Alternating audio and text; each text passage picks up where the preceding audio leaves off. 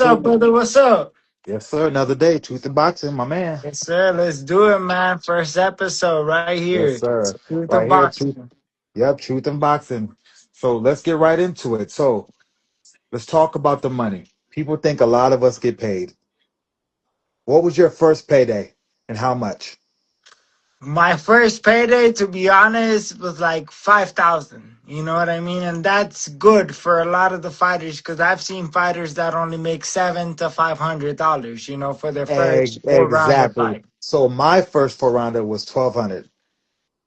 You know what I'm saying? And then for me, that's good because most people that I know, they either had to pay to get their first fight, going to Mhm. Mexico or somewhere else, or between 5 to 700. So a lot of people don't understand that. And then even on the top higher end scale of things, say you get $1 million. Yep. A lot of them are only getting 300,000 after paying every taxes and everybody else. And Unless you're that's that. fighting in Dubai, because Dubai is the only place where you're not legally allowed to be taxed. But if you're not fighting in Dubai and you're fighting in a state like Vegas, for example, Vegas has state tax. Then you Yep. got, after that, then you got federal tax. Yep. So you're looking at like 33% of your purse already going Or straight more to than that. Once taxes. you get past 500K, Mhm. you're getting way less than that. Yep. So and even in then, like people don't understand. Even when you fight overseas, you get taxed for bringing your money back over as well. Yep. You So get people have taxed in the country where you won, and then you get taxed in that your home country. exactly. So like a lot of guys from overseas that come to the states for the first time and fight for the big bag, they're tripping like what, and vice versa, because a lot of people have no clue. You know what I'm saying? How much money gets taken in that process, and it's wild. A lot of people think a lot of boxers make a lot of money, but a Nope. lot of people don't in the early stages. Unless you get to the big names, you could be on TV multiple times. You, you're not cracking 20K unless your promoters are big behind you and things like that. You're Mhm. probably in between 5 to 10K range. Yep. No, and that's how it is most of the time for these sports. Like people think, oh, people make a lot of money in combat sports. Yes, it looks like a lot of money, but you got to pay trainer 10%. After you pay your trainer 10%, you got your corner. Then after, like, Managers, which is cut man and everything. Then if you have an advisor or a manager, sometimes these managers are taking 33.3% or they're taking exactly. 25%. An Mhm. advisor can take anywhere from 10 to 15%, which is better, but for you to have an advisor, I always tell people you have to be connected in the game and you have to make sure that that advisor is connected in the game. And the Exactly. way that I would tell a fighter to work out their contract with an advisor, they don't make money unless the fighter makes money. And also in the contract, I would put a stipulation that they have to be present. The fighter has to be present in all of the negotiations. Yep. Exactly. And it's a trip because matchmakers too Claro que pocket. sí, brother. Claro que sí hablamos español. ¿Me entiendes? A lot of people don't understand either that matchmakers will pocket a lot of your money too, off the Yeah. rip. Way before you even know, they'll come to you. Oh yeah, we got a fight for you for 5K, and you were supposed to get 15, and then they're taking the money, and they'll do this for a lot of guys, all the way down to the guy that makes 500. They're supposed to give him 1,000. They're giving him 500, Ujú. and people don't understand until later on in life, and they figure out, oh, I've been getting robbed this whole time.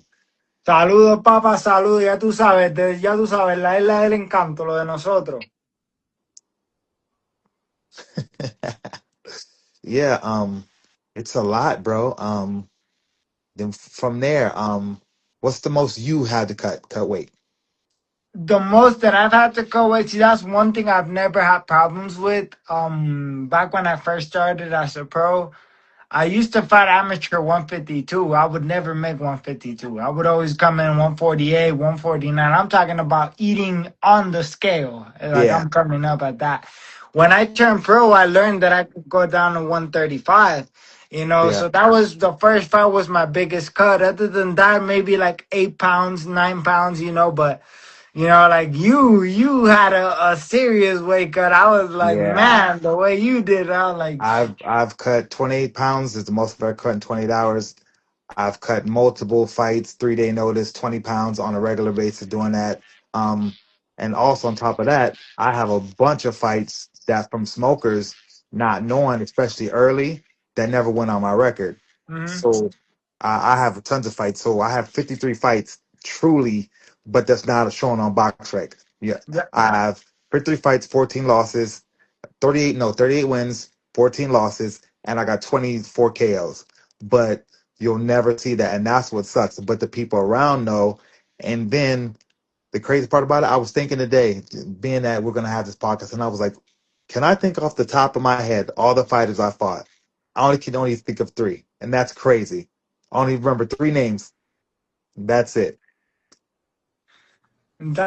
That's how most of the early career stages is. You know, like me, one thing about me though is like people think I'm weird. You know, because they're like, "Oh, dude, like you're friends with your with your opponents." After I'm done throwing hands with you, bro, I ain't got no beef with you. We gonna be Exactly. friends, bro. It ain't nothing. It's business. At the end of the day, I'm like, Exactly. whether I whoop you, whether you whoop me, it's still all love. Because at the end of the day, boxers, not every boxer's like that, you know, because I've had Not like at some all. boxer like freaking Tank. Me and Tank don't really, we Get can along. talk, we can be in the same room and everything, but we don't really get along that good, you Yeah, know what I mean? for sure. um but there's other fighters that are like that, you know, where like they take it like personal, they get hurt and everything, so it's like, oh man. So Yeah, hago de las dos, boxeador y gallero. So he's asking me if I take care of if I'm a fighter and I'm a rooster. If I take care of roosters, I'm like I do both. I'm like I used yeah. to fight roosters and I'm Oh still yeah. fighting. So And in Hawaii, that was big back in the day when I lived out there, but now they cracked down on it. But in Hawaii, they used to make tons of oh, money fighting too. there's still a lot of stuff Look, going on in Hawaii. I got friends yeah, that go to Hawaii play yeah. roosters all the My time. my pops still lives out there. I lived out there for a long time, bro. Like when I first seen the money game when it comes to roosters, like we're going off topic, but still, Oh, in Honolulu, bro, it's a lot of money in it. they're going in, and then the way they take care of their chickens is ridiculous. Well, it's just They like a fighter. That's what I love a little about hotel. rooster fights. Yep, You train a rooster just like you like would a train a boxer. fighter. And You gotta they spar put the little them. You glove. gotta run Yep, them. yep. They put the little gloves on them, the whole Yep, nine. yep. You have to do. Yep, it's wild, bro. No, gracias, papá. Estamos hablando de las peleas de los gallos, como los gallos son iguales que, ¿cómo es que se dice? Los gallos son iguales que los boxeadores. Los tienes que guantear, los tienes que correr, los tienes que entrenar, ¿me entiendes? Que eso es lo que mucha gente no entiende, las similitudes que hay entre un gallo y un peleador verdadero. So, what state for you is the hardest to fight in with the commission? To me, hardest states, to be honest, is not even state, it's country. Uh, Okay, country. We'll go country with you. Country for me was Colombia. Colombia is a dirty, dirty commission down there. That's all I can say. You know, Mexico, I've been through the worst parts of Mexico, fought in almost every state of Mexico. People tell me, oh, it's bad. No, Mexico's not bad. Compared to There's Colombia? corruption. There's corruption, but it's not Yeah. as bad as Colombia. You know, it's like every state also understands they have their little things. Like for example, like in Utah, when I fought in Utah, they had to like if I was gonna bring my own gloves, I had to bring like two or three pairs of the For same the other gloves so that guy. my opponent could have some, you know? So Yeah. I'm like, dude, how am I gonna bring gloves for me? For you. And this dude's gonna bring gloves for him and not even wear his. Exactly. For me, it's crazy. I fought in Utah. They had a so-called state title out there that I won, and then like said not knowing, but I was like, this is some bull, and I paid for this like commission fees on this stupid shit. Them like pissed me off. But the worst for me, the worst commission in the states, I can't stand California. I don't like them at all. The politics and the ugh, I can't stand California. Where I love the most, Florida Commission, super solid, Yep. and I love New York. New York is the Texas, most strictest commission that yeah, there is. and their doctors are the best as far as how they treat fighters and stuff. I found out I had asthma after a fight because I had the doctor tell me, "Hey, come on, let me see you," because of how I was breathing and stuff like that. And I still never took the medicine and stuff like that. Texas, I like fighting in Texas. Texas, I didn't have an issue with. Um, nah, I fought. Matter of fact, hmm, I fought in Texas a lot actually, maybe 5, 6 times. But there, I never have a problem in Texas. There, I like places where you get to fight fair. Ain't no politics if you win or lose. Yeah. In California, the politics is in there. Oh, big They'll time. It's and like people don't understand what an A side and a B side fighter beside is is. there. You know, people don't understand how sometimes you go to a fight and you already lost right off the Yep, get go. You're going to the fight knowing you're gonna lose the fight, but you're still taking the fight because you're like, yep, you know what? I'm still gonna give myself that chance to knock this dude out. exactly. You know, joder, let's see. We have mucha responsabilidad y esto no es de estar motivado, es tener la Yeah, disciplina, la motivación. Yep. Y así mismo es, I'll translate to you, but yeah. así mismo es, la disciplina es lo más grande que hay en el boxeo. El boxeador que no sea disciplinado no va a llegar a nada. Si yo me levanto, no Discipline voy a and correr, no responsibility. voy a aguantear, no voy a hacer nada de esto, no voy a llegar a campeón por más que yo crea en Dios, por más que yo ore, por más que yo haga. Recuérdate, la acción sin fe está muerta. O sea que la fe sin acción está muerta. So, what he's talking about is like there's a lot of responsibility, Oh yeah, in like, discipline. and there's a lot of discipline. You need a lot of motivation. You need to be responsible though overall.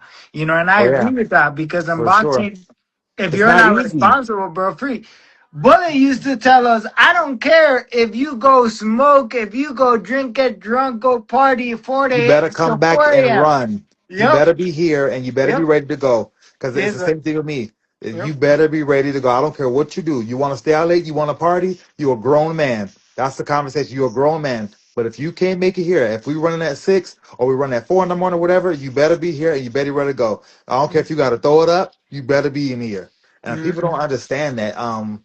It's a lot between boxing itself, training, how tired your body gets. Some people don't understand about overtraining, undertraining, dealing with family and friends, people, how to deal with public eye or fighting on TV or in front of cameras, because that's a difference a lot of people can't do. They can fight in Yes. the gym, they The go into the lights. ring and they can't handle the lights. Not only that, Papá, yo soy de Puerto Rico y él es de acá de los Estados Unidos. Ahora mismo está en Florida. Yo estoy viviendo en Colorado, pero yo soy el sobrino de Félix Tito Trinidad, de Cupé Alto Río Pedra. Y él es de allá originalmente de Hawái, pero ahora está viviendo acá en los estados en Florida. He's asking what state and where you come from yeah, and all that, so I'm giving him a little bit of background. yeah. So it's amazing, bro. Like how hard you have to work to make it, and how many times, like a lot of people won't say this. This is the truth behind boxing. How so many quit mentally a lot and come right back into the game while trying to still make it and being this close to the edge and to say, no, I'm gonna keep pushing through. Because almost every fighter that I've know has gone through that moment Yeah. because you're not making money along the way. You get hurt, fights fall out. You know how many fights you're supposed to have? I'm supposed to be fighting on 22nd. Then, oh, that fight fell out. Oh, he got hurt. Oh, they don't want to take the fight. It's a bunch of stuff that people don't understand behind the scenes of boxing. Or the politics with we're not letting you fight him because this is business. Now, this person has the belt, just like for example, Bud and Pac-Man. They didn't Yeah. want to sign the contract no more. So they let Jeff Point get the belt. He didn't win. They gave him the Saludos, belt. Jonathan Campeón, and then I'm gonna let you take the next one. I'm gonna let you answer the next question, which Okay. is Chris next door. I was just saying hi to Jonathan. He's a champ from Puerto Rico, so he's up and coming Okay. champ. Yes, sir. Yes, sir. Like I said, we got to go to Puerto Rico too, man. It's about that time. You know what Oh I mean? man, It's time, Joey. We got to get out there, man. yes sir. So, all right, go ahead and read Kristen's next door's question. One of the most worst parts when you're weight cutting and you see everyone around you eating happy. Oh, for me, that doesn't bug me, but a lot of people that kills. Oh, that kills a lot of people. So this is the hardest part. If you're cutting weight and you attempt to drink a little bit of water or any type of food, you basically just committed suicide because the cravings come so much worse, so much harder. And for me, this is how I know the difference between good water and bad water. I used to cut so much weight that I couldn't drink water right off the rip. I would throw it up. I would have to have something with sugar. And then I would start tasting different stuff. Some water would taste like straight rock. Some stuff would taste like bleach because my body is so depleted. I would say, and then I started thinking, what is in this? And then you start finding out and doing the research on water. For example, green tops, you know what I'm saying, is purified water. Black Mhm. tops, white tops is all bad water. It's like toilet water. It's all the Acidic water, same. bro. It's all Yep. acidic. It's all You the know, same. A like, lot of people don't know that. It's not from a spring, but it yep. has to have those caps. And that's why they do them. But a lot of people have no clue about that. So that's how I got into it. I'm like, this tastes like stuff that's straight rock, Hmm. or this tastes like milk because my body's so depleted. Um, that's the hardest part. Trying People to don't not eat. realize the best water you can put in your system is spring water, and it Hmm. comes in a glass bottle. Yep. Now, the And hard to pH find. level has to be in between 8.5 to Uh, 9.5. yes, preach, brother. And a lot Yep, of people don't know that. 8.5 to 9.5. I have a Kangen. Let me show you. I was like, my Brother. kitchen might Sure. be a little bit messy. Hold on, but this right here is my water filter.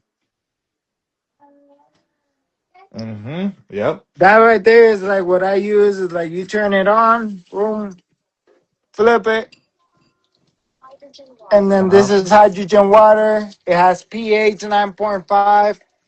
How much you pay for it? I make sure I drink the best because that's what you need. You want to, you only perform what you put in your body. So, for example, if I have a Lamborghini, a Lambo, if I have a Lambo, With but no I'm oil in it, putting freaking regular gas on it, you're 85 not gonna cents trying to run. be cheap, it's not going to run as It's good not. as it would on premium, you know?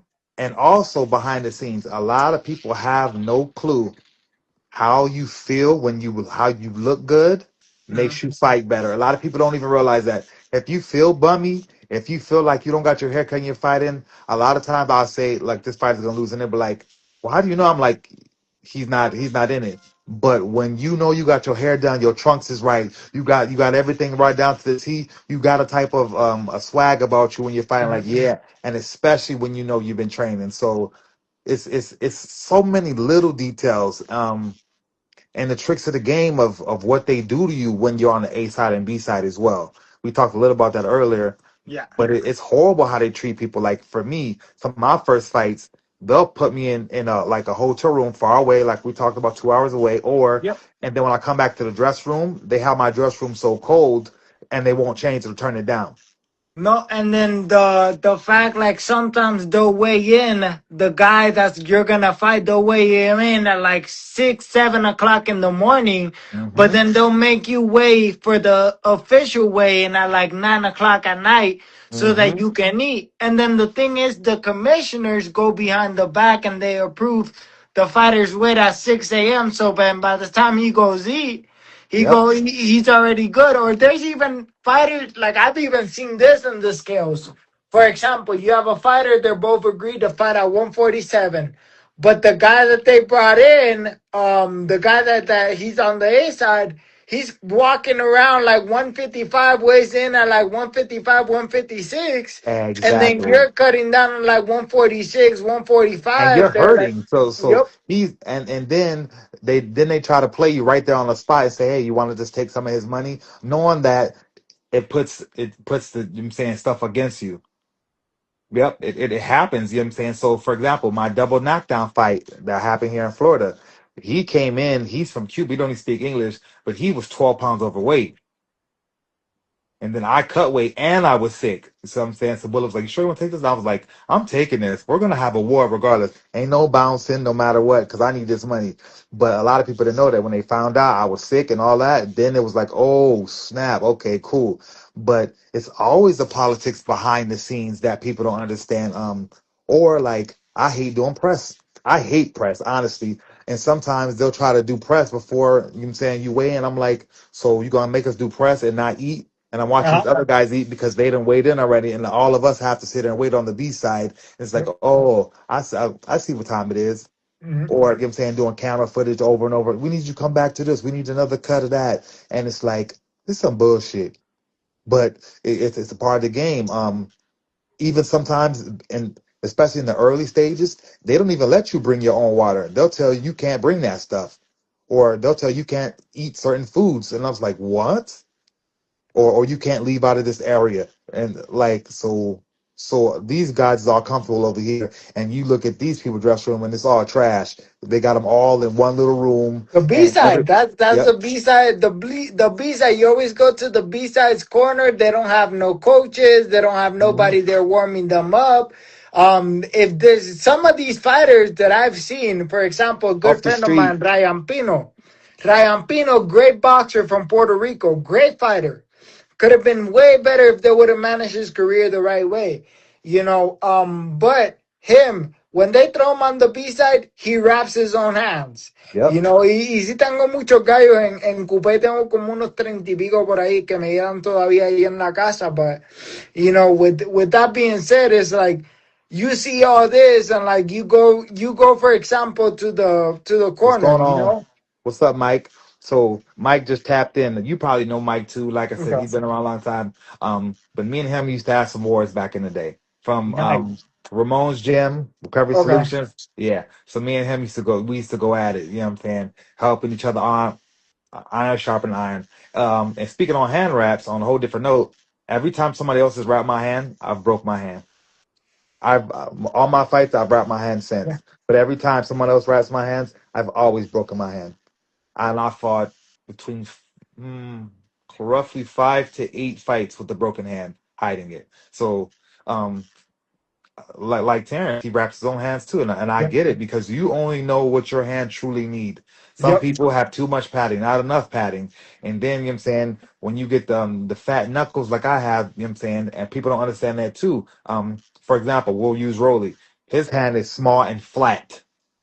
It's easy for him to crack you with all. Like I said, but somebody like me that has fatter knuckles, the middle knuckle hits first, and a Yep. lot of people get their hands bruised like that. For example, like this knuckle. Yep, like I said, see how big this one is, and this is because getting broke over time. You see Yep. the split in my first finger knuckle right here, the Yep. middle there, and that's hard. So then, like, so from that, and then going into history, for example, Sugar Ray Robinson, 200 wins, well, 200 fights, 174 wins, 108 KOs.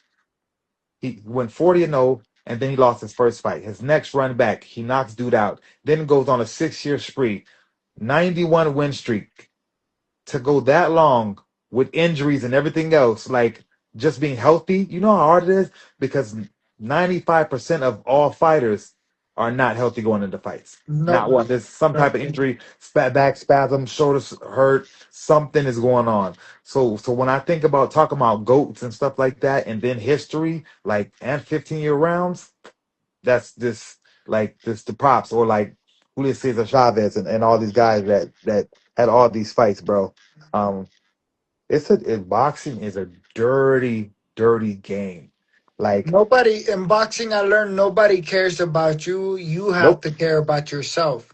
You get what you negotiate with, and I heard this in the podcast when Crawford was talking to Crawford was actually talking with Andre Ward. They were Hmm. talking about it. You only get what you negotiate, and it's That's true. it. You only get what you negotiate. A lot of these, you have managers that will tell you, oh, the promoter will come tell the manager, oh, there's $1 million in this fight. Oh, okay. The manager comes to the fighter and tells him, well, look, they're giving you 250